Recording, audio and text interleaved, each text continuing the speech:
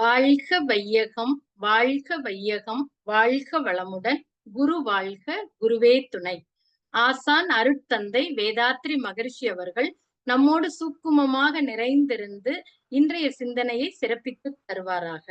வாழ்க வளமுடன். இணைப்பில் இணைந்துள்ள அனைவருக்கும் இனிய காலை வணக்கங்களையும் வாழ்க வளமுடன் என்ற நல் வாழ்த்துக்களையும் தெரிவித்து மகிழ்கிறோம். ஆசான் அருட்தந்தை வேதாத்ரி மகரிஷி அவர்கள் நம்மோடு சூக்குமமாக நிறைந்திருந்து இன்றைய சிந்தனையை சிறப்பித்துத் தருவாராக. வாழ்க வளமுடன். இன்று நமக்கு நித்யானந்த தவத்தினை சிறப்பாக வழிநடத்திய பேராசிரியர் அருள்நிதி நகுலேஷ் ஐயா அவர்களுக்கு வாழ்க வளமுடன் என்ற வாழ்த்துக்களை தெரிவித்து மகிழ்கிறோம். எனக்கு இந்த அருமையான வாய்ப்பை நல்கிய ஸ்கை நார்வே மனவளக்கலை மன்ற நிர்வாக உறுப்பினர்கள் அனைவருக்கும் சிரம் தாழ்ந்த நன்றிகளை தெரிவித்து மகிழ்கிறேன். வாழ்க வளமுடன். சிந்தனையை உடல் நலத்தை சீரமைத்து உய்வித்த குருவே வாழ்க. இன்னைக்கு நாம சிந்தனைக்கு எடுத்திருக்கிற தலைப்பு மகரிஷியோட கவிகள்ல பாலைவனங்கள் மறைய வேண்டும் என்ற தலைப்பின் கீழ் வரும் 984வது கவி. முதல்ல அந்த கவியை பார்க்கலாம். ஆலைகளில் அன்றி நூல் துணி இவற்றை அதிக சிரமப்பட்டு கையால் செய்வோம். ஆலைகளில் அன்றி நூல் துணி இவற்றை அதிக சிரமப்பட்டு கையால் செய்யோம். மூலை முடுக்கெல்லாம் நீர் ஓடிப்பாய முயற்சித்து நீர் தேக்கம் பலவும் செய்வோம். பாலைவனங்கள் பலவும் ஒவ்வொன்றாக பண்படுத்தி நீர் பாய்ச்சி மரங்கள் தோன்றி சோலைவனம் ஆக்கிடுவோம். மனிதர்க்குள்ளே சூட்சுமமாய் ஒடுங்கியுள்ள ஆற்றல் கொண்டு. மகரிஷி 1955 இந்த கவியை எழுதியிருக்கிறாங்க. சோ பாலைவனங்கள் மறைய வேண்டும் அப்படின்ற தலைப்புல, அதாவது நமது முன்னோர்கள் நிலங்களை 5 வகையா பிரிச்சாங்க. அவை குறிஞ்சி, முல்லை, மருதம், நெய்தல், பாலை. இதுல குறிஞ்சி அப்படின்னா மலைகளும் மலை சார்ந்த பகுதிகள். முல்லை நிலம் அப்படின்னா காடுகளும் காடு சார்ந்த இடமும்.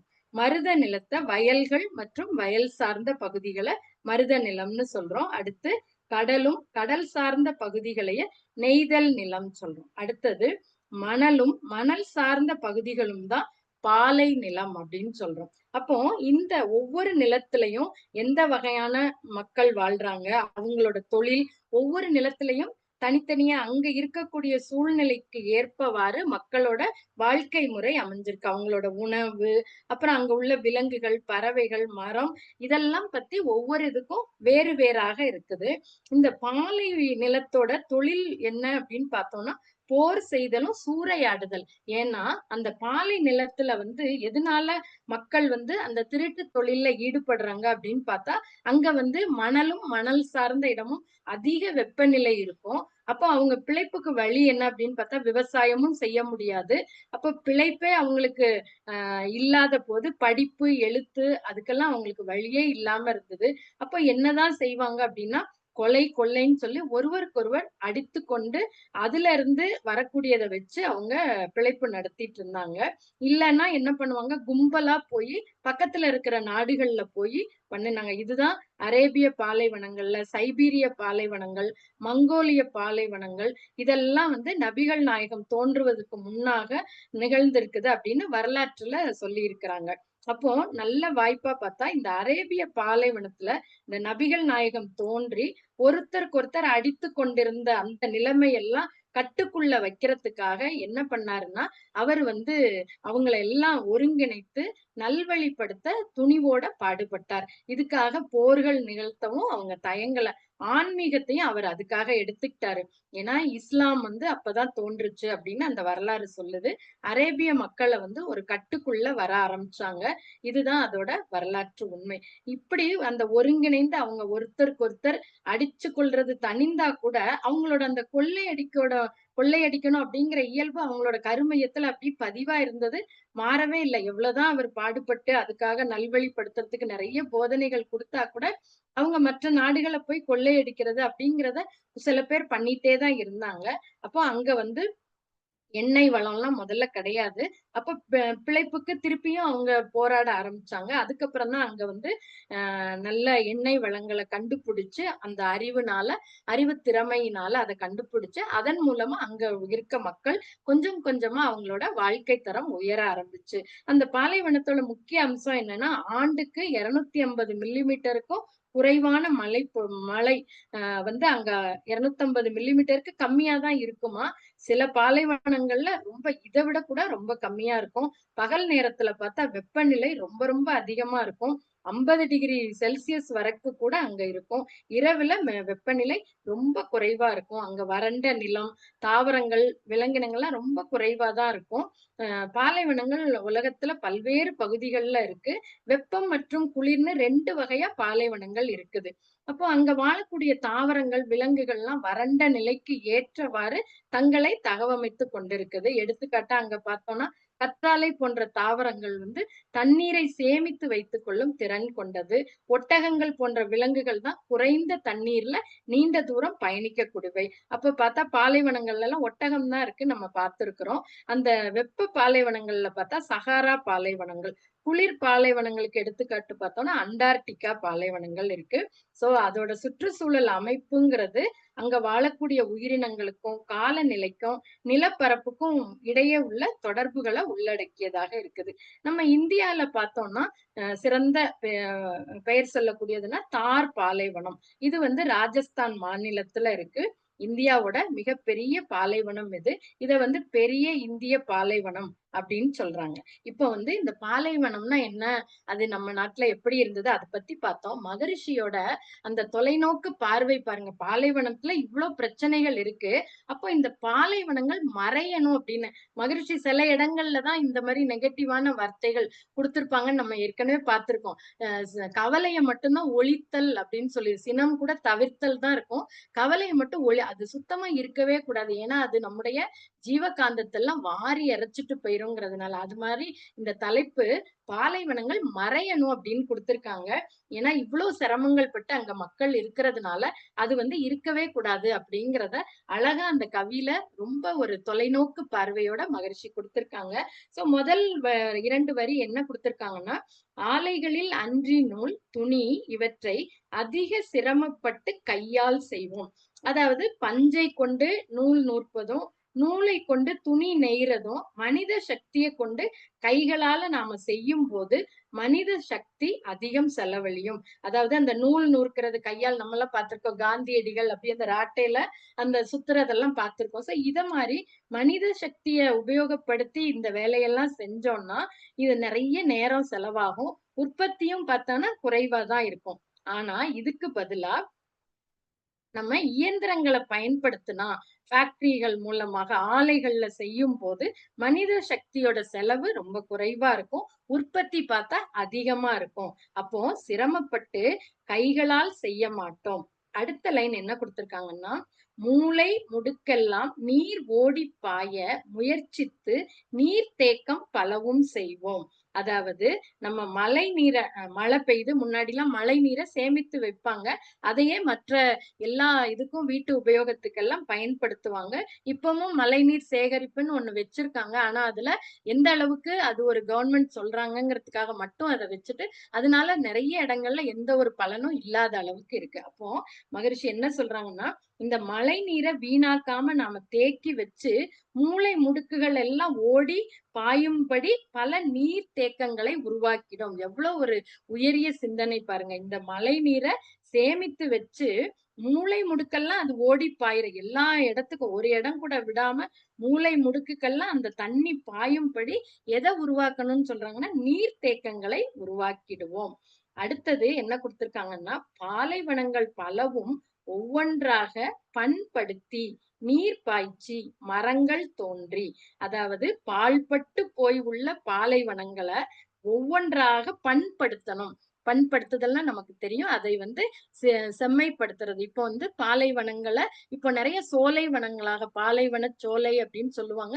பாலைவனங்கள கூட கிரீனரியா ஆக்கியிருக்கிறாங்க. நெறைய இன்றைய இருக்கக்கூடிய விஞ்ஞான வளர்ச்சிய பயன்படுத்தி, அங்க செயற்கை முறையில மழை பெய்ய வச்சு, அங்க விதைகள விதைச்சு, அங்க வந்து பல செடிகள உருவாக்கி அந்த நகரத்தையே பார்த்தோம்னா, நம்ம இது கிட்ட துபாய் பக்கத்துலலாம் ஒரு இடம் பார்த்தோம்னா, அவ்ளோ கிரீனரியா ஃபுல்லா அங்க பச்சை பசேல்னு இருக்கும். அந்த அளவுக்கு பாலைவனங்கள கூட சோலைவனங்களாக மாற்றக்கூடிய அளவுக்கு மனிதர்களோட அந்த விஞ்ஞான வளர்ச்சி வந்துட்டு இருக்கு. அப்போ அததான் மகரிஷி சொல்றாங்க. பாழ்பட்டு போய் உள்ள இந்த பாலைவனங்களை எல்லாம் பண்படுத்தி, அதுக்கு நீர் பாய்ச்சி, மரம், செடி, கொடிகளை வளர்த்து சோலைவனம் ஆக்கிடுவோம். அந்த பாலைவனத்தை எல்லாம் நம்ம சோலைவனமாக ஆக்கிடுவோம். அப்போ அடுத்த லைன் என்ன குடுத்திருக்காங்க? சோலைவனம் ஆக்கிடுவோம். மனிதர்க்குள்ளே சூட்சுமமாய் ஒடுங்கியுள்ள ஆற்றல் கொண்டு. அப்போ உலக சமாதான திட்டங்கள்ல தான் இந்த பாடல்கள் குடுத்திருக்காங்க. இந்த உலக சமாதான திட்டங்கள இத அமுல்படுத்தி ஓருலக ஆட்சி, எல்லா இடத்துக்கும் சேர்த்து ஒரே ஆட்சி, உலகத்த ஃபுல்லா ஒரே இதுக்கு கீழ கொண்டு வரணும் அப்படின்ற அந்த ஓருலக ஆட்சி காலத்துல மனிதர்களுக்கு உள்ளே சூட்சுமமாக ஒடுங்கி இருக்கக்கூடிய ஆற்றலை எல்லாம் ஒன்றுபடுத்தி, மனிதர்களுக்கு உள்ள இருக்கக்கூடிய அந்த ஆற்றலை எல்லாம் ஒன்றுபடுத்தி, இந்த மாதிரி செயல்பட்டு நில உலகை வளப்படுத்துவோம்னு அற்புதமா குடுத்திருக்கிறாங்க.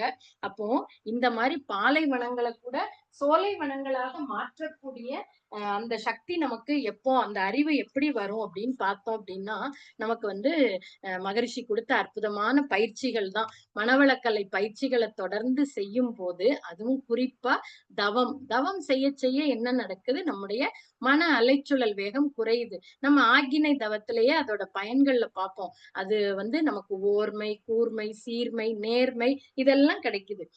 ஒரு முறை பார்த்தோம்னா, ராமகிருஷ்ணர் தன்னோட சீடர்கள் 3 பேர கூப்ட்டாரு. அவங்களுக்கு ஒரு கருத்தை எளிமையா புரியிற மாரி விளக்குனாரு. 3 ரூம்ல 3 டம்ளர்ல பால தனித்தனியா வச்சிருக்காரு. 3 ரூம் இருக்கு. அந்த 3 ரூம்லயும் 3 டம்ளர்ல பால் வச்சிருக்காரு. முதல் அறையில உள்ள அந்த டம்ளர்ல அந்த டம்ளர் எப்படி இருக்குன்னா, தங்க tumbler. Golden colour tumbler golden tumbler. 2வது அறையில வெள்ளி டம்ளர் இருக்கு. 3வது அறையில பித்தள டம்ளர். இது 3லயும் பால ஊத்தி வச்சிருக்கிறாரு. இப்ப அவரு ராமகிருஷ்ணர் முதல் சீடன கூப்பிடுறாரு. "முதல் அறைக்கு நீ போய் அந்த பால குடிச்சிட்டு வா" அப்படின்னு சொல்றாரு.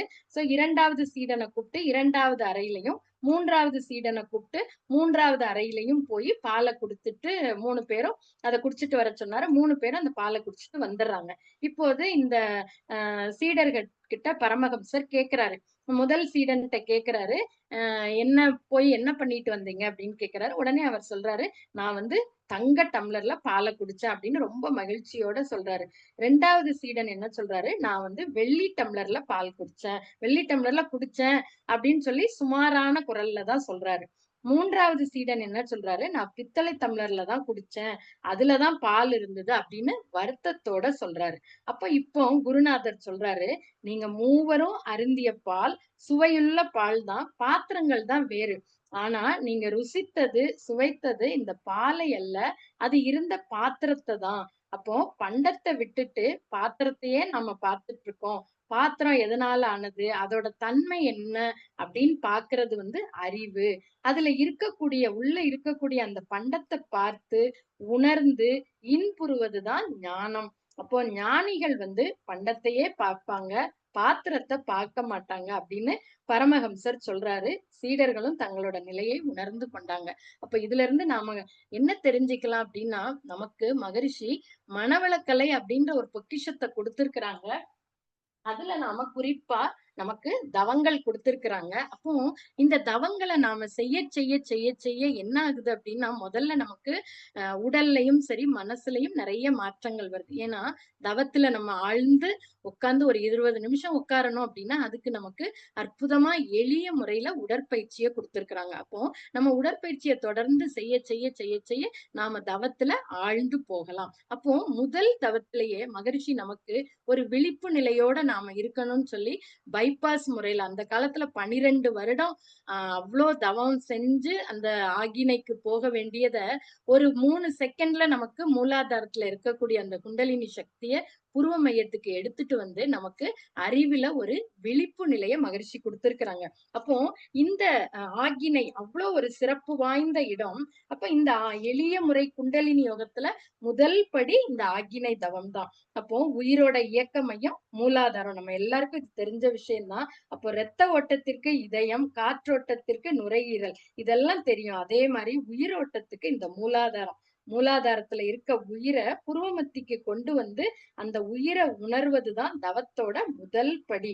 புருவ மத்தியில உயிராற்றலை கவனிக்கிறது தான் நாம ஆகினைன்னு சொல்றோம். அப்போ இப்போ புருவ மத்திக்கு மாற்றப்படுறதுனால இது வந்து நம்மளோட ஆன்மீக உயர்வுக்கு திருப்புமுனை. எப்படி அந்த பாலைவனத்தை கூட சோலைவனமா ஆக்கக்கூடிய அந்த அறிவு, அந்த ஆன்மீகம், அந்த முகமது நபி வந்து அங்க எல்லாம் கொலை கொள்ளைன்னு அடிச்சு சாப்பிட்டுட்டு இருந்தவங்கள நல்வழிப்படுத்தி இன்னைக்கு அந்த பாலைவனத்துல அவ்வளவு பெட்ரோல் இருக்கிறது அப்படிங்கறதெல்லாம் கண்டுபிடிக்க வச்சாது பாருங்க. அந்த அறிவு எப்படி கிடைக்குது? இந்த ஆன்மீகத்துக்குள்ள போனால் மட்டும்தான் அது நமக்கு கிடைக்க ஆரம்பிக்கும். ஏன்னா மன அலைச்சூழல் குறையணும். குறையும் போதுதான் இந்த மாதிரி ஒரு நமக்கு ஒரு இதை கண்டுபிடிக்கக்கூடிய திறன் எல்லாம் வளர ஆரம்பிக்கும். அப்போ இததான் மகரிஷி நமக்கு என்ன ஒரு அற்புதமா ஒரு ஞானக்களஞ்சிய பாடல்ல கொடுத்திருக்கிறாங்க. இரு விழிகள் மூக்கு முனை குறிப்பால் நிற்க எண்ணத்தை புருவங்களிடை நிறுத்தி ஒருமையுடன் குரு நெறியில் பழகும் போது உள்ளொளியே பூரித்து மூலமான கருவுக்கு மேனோக்கு வேகமூட்டும் கருத்துக்கு இந்நிகழ்ச்சி உணர்வாய் தோன்றும் அத்துவித ரகசியமும் விளக்கமாகும். அப்போ பிரபஞ்ச ரகசியங்கள் எல்லாம் நமக்கு எப்போ கிடைக்குது? இந்த ஆகினை தவம் முதல்ல 3வது நாளே மகரிஷி நமக்கு இந்த தீட்சையை கொடுத்து நமக்கு ஒரு விழிப்பு நிலையையும் பிரபஞ்ச ரகசியத்தை எல்லாம் தொடர்ந்து நாம எந்த அளவுக்கு ஆழ்ந்து ஆழ்ந்து தவம் பண்றோமோ பிரபஞ்ச ரகசியங்கள்லாம் கிடைக்க ஆரம்பிக்குது. அப்பதான் இந்த பாலைவனத்துல சோலைவனமாக மாற்றுறதுக்கு என்னென்ன செய்யலாம் அப்படிங்கிற ஒரு ஆராய்ச்சியில அந்த மனித மனமானது ஈடுபட ஆரம்பிக்குது. அப்போ இந்த புருவ மத்திய ஆகினை சக்கரம் அப்படின்னு சொல்றோம். அதுக்கப்புறம் பார்த்தா இதுக்கு அவ்வளவு பேரு சித்தர்கள் கொடுத்திருக்கிறாங்க. புருவமத்தி, மனோமயம், நெற்றிக்கண், கண் புருவ பூட்டு, முச்சந்தி மூலம், ஜாக்கிரதை ஸ்தானம், பிந்து தானம், அறிவிடம், லலாபீடம், முப்பால், மகாமேரு, பாலம், கபாடஸ்தானம், சிற்சபை, துவாரம். எவ்வளவு அற்புதமான பெயர்களை சித்தர்கள் இதுக்கு கொடுத்திருக்கிறாங்க. எவ்வளவு ஒரு அருமையான இடம் இது. மூலாதாரம், சுவாதிஷ்டானம், மணிப்பூரகம், அநாகதம், விசுக்தின்ற 5 ஆதாரங்களுக்கு மேல இந்த ஆக்கினை சக்கரம் இருக்கிறதுனால இத பஞ்சனை மேல் இருக்கை அப்படின்னு உருவகப்படுத்துறாங்க. இதை ஏறுபடி தவம் அப்படின்னு இதை அழைக்கிறோம். இத வந்து திருமூலர் ஒரு பாடல்ல இத சொல்றாரு. நாட்டம் 2 நடு மூக்கில் வைத்திடில் வாட்டமும் இல்லை மனைக்கும் அழிவு இல்லை ஓட்டமும் இல்லை உயர்வு இல்லை உயர்வு இல்லை தாழ் இல்லை தேட்டமும் இல்லை சிவன் ஆமே ஆமே. அதாவது நம்முடைய எண்ணத்தையும் பார்வையையும் புருவ மத்தியில வச்சு தியானம் செஞ்சோம் அப்படின்னா இந்த உடம்புல வாட்டம் இருக்காது, உடம்பு அழியாது. ஓட்டமாக மனதோட ஓட்டம், அந்த மன அலைச்சுழல் வேகமா ஓடிட்டு இருக்கு. உணர்ச்சி வயப்பட்ட நிலையும் இருக்காது. தான் என்ற முனைப்பும் இருக்காது. வெளியே செல்லும் கூடிய அறிவுத்திறனும் நமக்கு இருக்காது. அவனே இவனா ஆகலாம் அப்படின்னு சொல்றாரு. சோ அந்த அளவுக்கு இந்த ஆகினை தவத்தை பத்தி ஒவ்வொரு சித்தரும் பல பாடல்கள்ல விளக்கி இருக்கிறாங்க. ஜீசஸ் கூட, இயேசுபிரான் கூட இத வந்து இடுக்கமான வாசல் வழியாய் உட்பிரவேசியுங்கள், கேட்டிற்கு போகின்ற வாசல் விரிவாகவும் வழி விசாலமாகவும் இருக்கிறது, அதன் வழியே பிரவேசிக்கிறவர்கள் அநேகர். அதாவது ஜீவனுக்கு போகின்ற வாசல் வந்து இடுக்கமும் வழி நெருக்கமுமா இருக்கு. அதை கண்டுபிடிக்கிறவர்கள் சிலர் தான் அப்படின்னு குறிப்பிட்டிருக்கிறாரு. ஆனா இந்த நேரத்துலதான் நாம எல்லாம் உணர்ந்து பார்க்கணும். நமக்கு எவ்வளவு அற்புதமா மகரிஷி இந்த தீட்சைய நமக்கு, அதுவும் குறிப்பா பெண்களுக்கு தவமே இருக்காது அப்படிங்கிற நிலைமை மாறி பெண்களும் உட்கார்ந்த இடத்துல வீட்டுல இருக்கிற இடத்துல இருந்து தவம் செய்யக்கூடிய அளவுக்கு நம்மளும் அந்த அறிவுத்திறனை மேம்படுத்தக்கூடிய அளவுக்கு நமக்கு விழிப்பு நிலை கிடைக்கக்கூடிய, அதுவும் விழிப்பு நிலைன்னா சாதாரண விழிப்பு நிலை இல்ல, அயரா விழிப்பு நிலை, விளைவறிந்த விழிப்பு நிலை, கான்ஸ்டன்ட் அவேர்னஸ். அந்த கான்ஸ்டன்ட் அவேர்னஸ்ல இருக்கும் போது நாம செய்யக்கூடிய செயல்கள் எல்லாம் அவ்வளவு சிறப்பாக இருக்கும். அப்போ இததான் அழுகுனி சித்தர் இந்த தவத்தை பத்தி அவ்வளவு அற்புதமா சொல்றாரு. முத்து முகப்படியோ முச்சந்தி வீதியிலே 10ஆம் இதழ் பரப்பி பஞ்சனையின் மேல் இருத்தி அதை அடக்கி ஆறுமில்லா வேளையிலே குத்து விளக்கேற்றி என் கண்ணம்மா கோலமிட்டு பாரேனோ. அதாவது 2 மத்தியில, இந்த புருவ மத்தியில 10 இதழ பரப்பி 5 புலன்களை அடக்கி யாருமில்லாத வேளையில, அதாவது நாம ஆழ்ந்து தவம், அந்த தனிமையில தவம் செய்யும்போது அந்த குண்டலினி சக்தி நம்மளோட கண்ணுக்கே புலப்படும். அது மிகவும் அழகானது. சித்துக்கள் வசப்படும் கண்ணம்மா, இந்த அழகினை நான் காண மாட்டேனா அப்படின்னு ஏக்கத்தோட அழுகினி சித்தர் இந்த ஆக்கினையை பத்தி குறிப்பிட்டிருக்கிறாரு. சோ அந்த அளவுக்கு மகரிஷி இன்னொரு பாடல்கள்ல கூட, இரு புருவ மத்தியில் இருள் நீக்கி அருள்விக்கும் ஒரு வாசல் உண்டதுவே உயர் நிலையை உற்றுணரும் திருவாசல் உயிர் அறிவால் தெய்வ நிலை எய்தும் வழி கருவாசலும் ஞானக்கண் என்பதும் இதுவே அப்படின்னு கொடுத்திருக்கிறாங்க. 5 உணர்வுகள்ல அந்த 4 உணர்வுகள் மறைந்து அழுத்தம் மட்டும் ஆகினையில உணர்றோம். மனம் வந்து அந்த ஆல்பா நிலை 8ல இருந்து 13 அலைச்சுழல் வரைக்கும் வருது. ஆன்ம லயமாகிறது. நம்முடைய ஆகாமிய கர்ம வினைகள் மறைகிறது. பிட்யூட்டரி சுரப்பி நல்ல வேலை செய்து விழிப்பு நிலை, அருங்குண சீரமைப்பு இருக்கிறது. 5 பழிச் செயல்களும் வராமல் காக்கப்படுகிறது. அடுத்து பார்த்தோம்னா இதுல நம்ம விரும்பிய நல்வழியில நிற்கக்கூடிய ஒரு திறன் கிடைக்கிறது. புறமனதிற்கு நுட்பமும் வேகமும் பெறுகிறது. முரட்டு வைராக்கியம், வெறுப்பை அடிப்படையாக கொண்ட கடுஞ்சித்தம் இதெல்லாம் நீங்கி இயல்பாகவே புலன்கள் அடங்கி போகிறது. முற்கால அனுபவம், தற்கால சூழ்நிலை, எதிர்கால விளைவு என முக்காலத்தையும் ஒன்றிணைத்து திட்டமிட்ட அளவோடும் முறையோடும் புலன்களை பயன்படுத்தும் தன்மை நாளுக்கு நாள் ஓங்கி வரும். அப்ப எப்படி பாருங்க, நம்ம ஆழ்ந்து இந்த ஆக்கினையில தவம் செய்ய செய்ய மகரிஷி கண்ட கனவான பாலைவனத்தை என் மகரிஷி என்ன சொல்லியிருக்கிறாங்க, அந்த பாலைவனங்கள் மறைய வேண்டும்னு.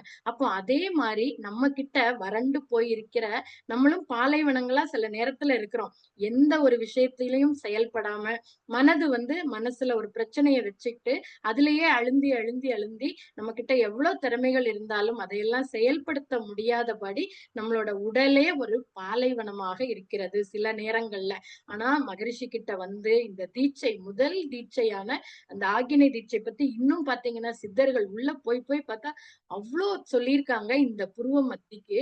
சோ நமக்கு அதை ஈஸியா கொடுத்ததுனால நம்ம வந்து அதுல ஆகினையிலேயே 1 மாசம் தொடர்ந்து தவம் பண்ணலாம்னு சொல்லுவாங்க. மன்றங்கள்ல எல்லாம் ஆழ்நிலை தவங்கள்ல 1 மாசம் ஃபுல்லா அந்த ஆகினையிலேயே தவம். ஏன்னா அதுல அயரா விழிப்பு நிலை, அந்த விழிப்பு நிலை இல்லாததுனாலதான் நமக்கு நிறைய செயல்கள்ல தேக்கம் வருது, தவறான செயல்களை செய்யறோம். அப்போ அந்த விழிப்பு நிலையம் கொடுத்த மகரிஷிக்கு இந்த நேரத்துல நாம எல்லாரும் எவ்வளவு நன்றி கடன் சொன்னாலும் அது வந்து மிகையாகாது. சோ அந்த அளவுக்கு இந்த பாலைவனங்களை மறையணும்னு மகரிஷியோட அந்த ஒரு சிந்தனையோட நம்ம உடல்ல அப்பப்போ அந்த உடல் பாலைவனமா மாறும் போது அதையும் நாம சோலைவனமாக மாற்றுவதற்கு மகரிஷி கொடுத்த இந்த எளிய முறை பயிற்சிகளை, அந்த மனவளக்கலை யோக பயிற்சிகளை தொடர்ந்து செஞ்சாலே போதும். நாம வேற எதுவுமே மெனக்கெட வேண்டாம். பாலைவனங்கள்ல எவ்வளவு வெயில்ல போய் அலைஞ்சு அந்த ஒட்டகத்துல போய் பயணம் பண்ணி எவ்வளவு கஷ்டப்படுறாங்க அங்க இருக்கக்கூடிய மக்கள். நம்ம சொல்றோம் வெளிநாட்டுல அவ்வளவு பணம் சம்பாதிக்கிறாங்க, அவங்க இங்க வரும்போது அதையும் இதையும் வாங்கிட்டு வரதை பார்த்து அவங்க எல்லாம் ரொம்ப அவ்வளவு ஜாலியா இருக்காங்கன்னு நம்ம நினைக்கிறோம். ஆனா அந்த பாலைவனத்துல அவங்க எவ்வளவு கஷ்டப்படுறாங்க. அந்த வெயில் தாக்கம் தாங்க முடியாம அவங்களோட உடல்ல அவ்வளவு பாதிப்புகள் வருது. அப்போ நாம வந்து இந்த நேரத்துல நம்மளோட உடலும் பாலைவனமாக மாறும்போது இந்த மாதிரிதான் நிறைய பிரச்சனைகள் நமக்குள்ளாக வருது. அப்போ அதை சோலைவனமாக மாற்றுவதற்கு நாம எப்படி அந்த பயிற்சிகளை ஆழ்ந்து செய்யறோம் அப்படிங்கிறதுதான் ரொம்ப முக்கியமானது. சோ இந்த நேரத்துல நாம எல்லாரும் ஒரு சங்கல்பம் எடுத்துக்குவோம். நாம் தினந்தோறும் உடற்பயிற்சி, காயக்கல்பம், தவம் தவறாமல் செய்வோம் அப்படின்னு அந்த சங்கல்பம் செய்ய செய்ய செய்ய அது நம்முடைய உடல் செல்கள்ல பதிந்து நமக்கு ஏதாவது வீட்டு சூழ்நிலைகள் சரி, உடல்ல ஒரு தேக்கம் இருந்தா கூட நம்மள அதை செய்யற அளவுக்கு நமக்கு ஒரு அந்த ஒரு சுறுசுறுப்பை நமக்கு கொடுக்கும். நமக்கு எதுவுமே செய்ய முடியாம இருந்தா கூட அந்த நம்ம வந்து ரிலாக்ஸேஷன் பயிற்சி, உடல் தளர்த்துதல் பயிற்சியை மட்டுமாவது நாம செய்யணும். காயக்கல்ப பயிற்சி செய்யறதுக்கு 3 நிமிடங்கள் தான். இந்த மாதிரி ஜூம் எல்லாம் எந்த நேரத்துல வேணாலும் காலையில இருக்கு, காலையில முடியாதவங்களுக்கு இந்த மாரி நார்வேல இந்த டைம்ல ஒரு Zoom குடுத்துருக்காங்க. ஈவினிங் இருக்கு.